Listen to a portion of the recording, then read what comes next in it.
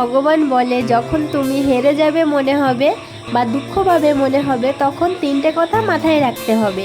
অসফলতা না আসলে সাফল্যতা আসে না। যতক্ষণ না সফলতা পাবে ততক্ষণ হার মানলে চলবে না। আর একটা কথা মনে রাখতে হবে, আমাদের মনের ভাবনা চিরদিন কিন্তু থাকে না। হ্যালো বন্ধুরা, সবাই কেমন আছো? আশা করি সবাই ভালো আছো, সুস্থ আছো। আমরাও ভালো আছি তোমাদের ভালোবাসা ও আশীর্বাদে। And welcome back to my channel Priyanka Chandan. আমি প্রিয়াঙ্কা।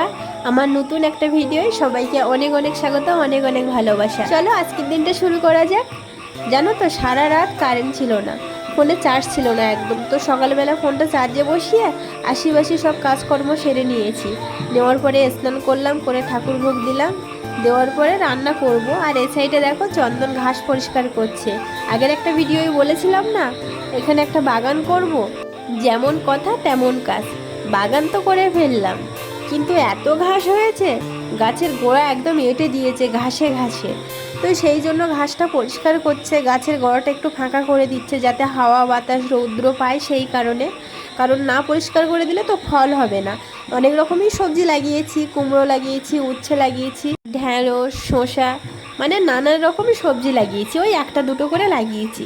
তো যাই হোক, বৃষ্টিও হয়েছে কিন্তু, আর বৃষ্টি হওয়ার ফলে ঘাসটা বেশি হয়ে গেছে। ঘাসের গোড়াটা ভালো করে পরিষ্কার করা হয়নি, সেই কারণে এই অবস্থা। এত ঘাস হয়েছে, আর বৃষ্টির জল পেয়েছে তো আরও ঘাস বেশি হয়ে গেছে। তো যাই হোক, চন্দন কিন্তু এখানে কথা বলেছিল, কিন্তু ওর কথা শোনাই যাচ্ছে না, এত ছোলো আসছে। সেই কারণে আমি সাউন্ডটা অফ করে দিয়েছি, দিয়ে ভয়েস ওভার দিয়ে দিচ্ছি। কি আর সাইডে ঘাস টাস পরিষ্কার করে কচু শাক তুলতে গেছে। আজকে কচু শাক খাবে কাঁকড়া দিয়ে। কচু শাক এবছরে আমাদের খাওয়া হয়নি। কচু শাক কিন্তু বেশ লাগে খেতে। চিংড়ি মাছ বলো বা কাঁকড়া বলো, যাই দিয়ে রান্না করো ভালো লাগে খেতে। চন্দন যে কোনো শাক খেতে খুব ভালোবাসে। আমাকে তুলতে বলছিল, 2-3 দিন ধরেই আমাকে বলছে শাক তোলো, কচু শাক তোলো। কিন্তু বাগানে এত ঘাস, ভয়ে আর যেতে পারি না।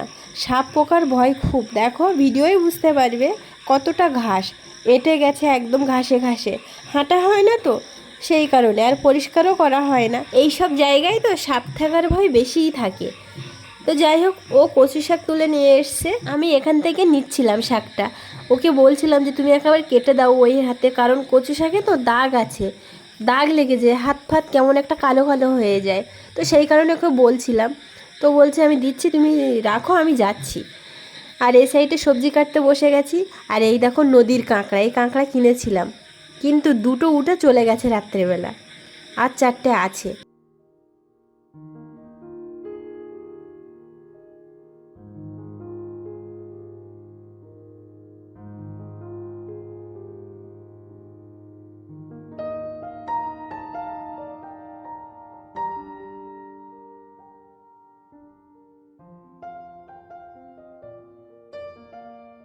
লঙ্কা পেঁয়াজ একসঙ্গে কাটা।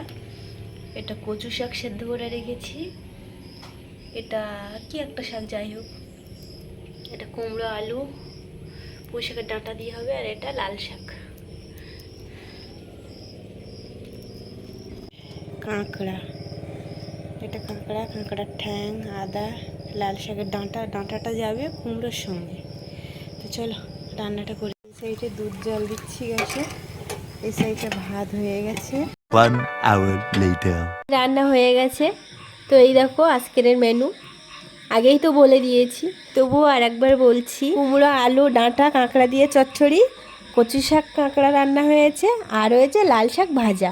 তো যাই হোক, আজকের রান্না এই ছিল। ভীষণ খিদে পেয়েছে, তাহলে আমরা খাওয়া দাওয়া করে নিই। লঙ্কা কিনা হটে ব্যাপারটা কি হয়েছে বলতো, মানে আজকের আর আনানোর জন্য কাউকে আর লোক পাইনি, যার জন্য আনাই হয়নি।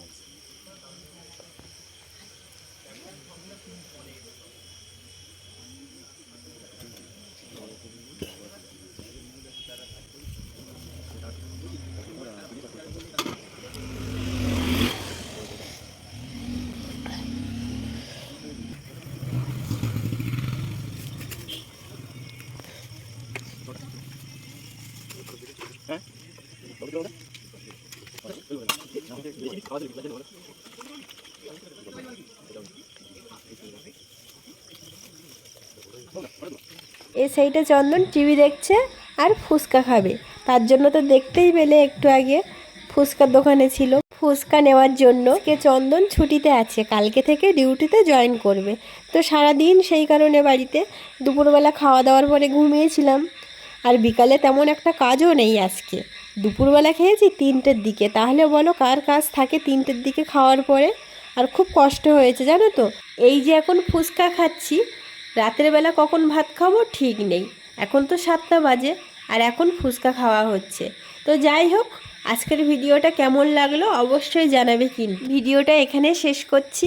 সবাই ভালো থাকবে, সুস্থ থাকবে। দেখা হচ্ছে নতুন একটা কোনো ভিডিওর সঙ্গে। ততক্ষণের জন্য সবাইকে টাটা।